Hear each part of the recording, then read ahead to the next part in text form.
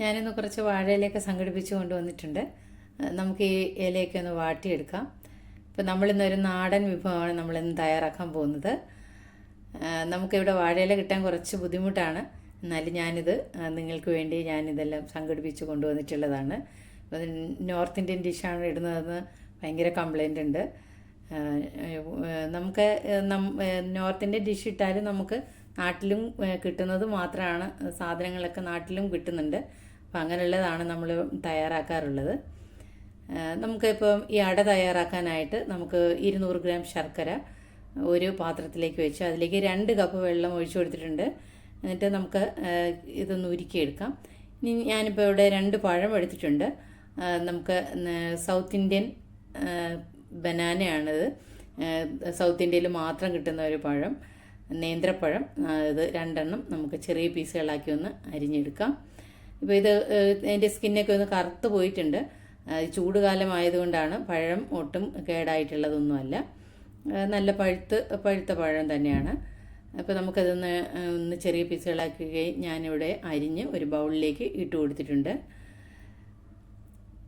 നമ്മുടെ ശർക്കര പാനി ഇവിടെ റെഡിയായി വന്നിട്ടുണ്ട്. നമുക്ക് ഒരു പാനിലേക്ക് ഇനി 2 ടേബിൾ സ്പൂൺ നെയ്യ് ഒഴിച്ചു കൊടുക്കാം. നെയ്യൊന്ന് ചൂടായി വന്നിട്ടുണ്ട്. നമുക്കിതിലേക്ക് കുറച്ച് നട്ട്സ് ഒന്ന് കട്ട് ചെയ്തത് ഇട്ട് കൊടുക്കാം. ഇത് പ്രത്യേകിച്ച് അളവൊന്നുമില്ല, നമ്മുടെ കയ്യിൽ എത്രയുണ്ടോ അത് കുറച്ചായാലും കൂടുതലായാലും. ഇത് കുറച്ചുകൂടെ കൂടുതൽ ചേർക്കണമെങ്കിൽ കൂടുതൽ ചേർക്കാം, അങ്ങനെ കുഴപ്പമൊന്നുമില്ല. കുറച്ച് ഗ്രേപ്സ് കൂടി ഞാൻ ഇട്ട് കൊടുത്തിട്ടുണ്ട്. നമുക്കതൊന്ന് റോസ്റ്റ് ചെയ്തിട്ട് ഒരു ബൗളിലേക്ക് മാറ്റി കൊടുക്കാം. ഇപ്പം ഞാൻ ഇതെല്ലാം ഒരു ബൗളിലേക്ക് അങ്ങ് മാറ്റിയിട്ടുണ്ട്. നമുക്ക് ഈ പാനിലേക്ക് തന്നെ 1 ടേബിൾ സ്പൂൺ നെയ്യ് കൂടി ഒഴിച്ചു കൊടുത്തിട്ട് നമ്മൾ നേരത്തെ അരിഞ്ഞു വെച്ചിരുന്ന ആ പഴം ഉണ്ടല്ലോ, ആ പഴം നമുക്കിതിലേക്കൊന്ന് ഇട്ട് കൊടുക്കാം. ഇട്ട് കൊടുത്തിട്ട് നമുക്കതൊന്ന് ഇളക്കി അതിൻ്റെ ഒരു നനവൊക്കെ ഒന്ന് മാറി കിട്ടണം. എന്നിട്ട് നമുക്ക് അത്രയും നേരം നമുക്കൊന്ന് ഇളക്കി കൊടുക്കാം. ഒരു ചെറിയ മോയ്സ്ചർ ഒന്ന് മാറി കിട്ടണം. അപ്പോൾ അതിന് ചെറിയതായിട്ടൊന്ന് അതിന് നിറം ഒന്ന് മാറി വരുന്ന സമയത്ത് നമുക്കിതിലേക്ക് 1/2 കപ്പ് റവയാണ് ചേർത്ത് കൊടുക്കേണ്ടത്. നമ്മൾ ഇത് വെള്ളമൊക്കെ അളന്നെടുത്ത് അതേ കപ്പിൽ തന്നെ റവയും 1/2 കപ്പായിട്ട് അളന്നെടുക്കണം.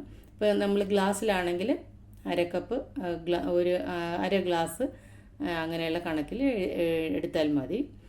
ഇപ്പം ഞാൻ ഇതിലേക്ക് ഇനി 2 ടേബിൾ സ്പൂൺ അരിപ്പൊടി കൂടി ചേർത്ത് കൊടുക്കുന്നുണ്ട്. ഇത് അപ്പത്തിനും ഇടിയപ്പത്തിനൊക്കെ എടുക്കുന്ന അരിപ്പൊടിയാണ്. ഇത് നന്നായിട്ട് നമുക്കിതൊന്ന് ഇളക്കി കൊടുക്കാം. ഇപ്പോൾ നമ്മൾ നേരത്തെ ശർക്കര ഉരുക്കി വെച്ചിരുന്ന ആ വെള്ളം, ഇതുപോലെ ശർക്കര പാനി ഇതിലേക്കൊന്ന് അരിച്ച് ഒഴിച്ചു കൊടുക്കാം. എന്തെങ്കിലും പൊടിയോ കല്ലൊക്കെ ഉണ്ടെങ്കിൽ അതങ്ങ് മാറിക്കിട്ടാൻ വേണ്ടിയിട്ടാണ് നമുക്കതിലേക്കൊന്ന് അരിച്ച് ഒഴിച്ചു കൊടുക്കാം. ഇപ്പം ഞാൻ അതിലേക്ക് അരിച്ച് ഒഴിച്ചു കൊടുത്തിട്ടുണ്ട്. എന്നിട്ട് നന്നായിട്ട് നമുക്കതൊന്ന് മിക്സ് ചെയ്ത് കൊടുക്കാം. ഒരു പിഞ്ച് ഉപ്പ് കൂടി നമുക്കിതിലേക്ക് ചേർത്ത് കൊടുക്കുന്നുണ്ട്. ഉപ്പുള്ള ശർക്കരയാണെങ്കിൽ ഉപ്പ് ചേർത്ത് കൊടുക്കണ്ട. ഇതിലേക്ക് 1 കപ്പ് ഗ്രേറ്റഡ് കോക്കനട്ട് കൂടി ചേർത്ത് കൊടുക്കാം. ഫ്രഷ് ആയിട്ടുള്ള കോക്കനട്ടാണ് നമ്മളിതിലേക്ക് ചേർത്ത് കൊടുത്തിട്ടുള്ളത്. ചിരകിയ തേങ്ങ 1 കപ്പ് ചേർത്ത് കൊടുത്തിട്ടുണ്ട്. എന്നിട്ട് നന്നായിട്ട് നമുക്കതൊന്ന് മിക്സ് ചെയ്ത് കൊടുക്കാം. വെള്ളമൊക്കെ നന്നായിട്ടൊന്ന് വറ്റി വരാൻ തുടങ്ങിയിട്ടുണ്ട്. നമുക്കൊന്നുകൂടി നന്നായിട്ടൊന്ന് ഇളക്കി കൊടുക്കാം.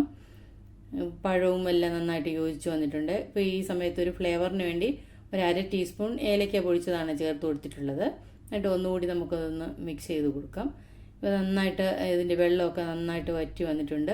ഇപ്പം ഞാൻ ഗ്യാസ് ഓഫ് ചെയ്ത് കൊടുത്തിട്ടുണ്ട്. നമ്മൾ നേരത്തെ റോസ്റ്റ് ചെയ്ത് വെച്ചിരുന്ന ഗ്രേപ്സും നട്ട്സും ഒക്കെ ഇതിലേക്ക് ഇട്ട് കൊടുത്ത് നന്നായിട്ടൊന്ന് ഇളക്കി കൊടുക്കാം. ഒരു മീഡിയം ടു ഹൈയിൽ വെച്ച് വേണം നമ്മളിതെല്ലാം ഒന്ന് ചെയ്ത് കൊടുക്കാൻ. ഇനി നമ്മൾ നേരത്തെ ഇല ഇവിടെ വാട്ടി വെച്ചിരുന്ന ആ ഇല എടുത്ത് അതിലേക്ക് ഒരു ശകലം നെയ്യൊന്ന് പുരട്ടി കൊടുക്കാം. എന്നിട്ട് നമ്മളിപ്പോൾ തയ്യാറാക്കി വെച്ച ആ പഴത്തിൻ്റെ മിക്സ്, ആ കൂട്ട് ഇതിലേക്ക് കുറച്ചൊന്ന് വെച്ചിട്ട് നമുക്ക് ഇനി ആ ഇലയൊന്ന് മടക്കി ഒന്ന് പ്രസ് ചെയ്ത് കൊടുത്താൽ മതി. ഇപ്പോൾ നല്ലൊരു ഷേപ്പിൽ നമുക്ക് കിട്ടും. അപ്പോൾ പെട്ടെന്ന് നമുക്ക് ഈസി ആയിട്ട് ഇതിങ്ങനെ അട തയ്യാറാക്കാം. എന്നിട്ട് നമുക്ക് ഒന്ന് മടക്കി 2 സൈഡും ഒന്ന് മടക്കി കൊടുത്താൽ മതി. എന്നിട്ട് നന്നായിട്ടൊന്ന് പ്രസ് ചെയ്ത് കൊടുക്കാം. ഇതിൻ്റെ ബാക്കിയുള്ളതെല്ലാം നമുക്ക് ഇതേ രീതിയിലൊന്ന് തയ്യാറാക്കി എടുക്കാവുന്നതാണ്. പെട്ടെന്ന് ഈസി ആണ്, നമുക്ക് പെട്ടെന്ന് അട തയ്യാറാക്കാം. വളരെ ടേസ്റ്റ് ആയിട്ടുള്ള അടയാണ്. അപ്പോൾ ഞാൻ ഇതേ രീതിയിൽ ബാക്കിയുള്ളതെല്ലാം തയ്യാറാക്കി എടുക്കുന്നുണ്ട്. അപ്പോൾ ഞാനിങ്ങനെ എല്ലാം തയ്യാറാക്കി എടുത്തിട്ടുണ്ട്. നമുക്കിനി ഇതൊന്ന് സ്റ്റീം ചെയ്തെടുക്കണം. എന്നിട്ട് ഞാൻ വെള്ളം ചൂടാക്കാനായിട്ട് വെച്ചിരുന്നു. വെള്ളം ചൂടായി വന്നിട്ടുണ്ട്. നമുക്ക് ഈ അടയെല്ലാം ഇതിലേക്കൊന്ന് പറക്കി വെച്ച് കൊടുക്കാം.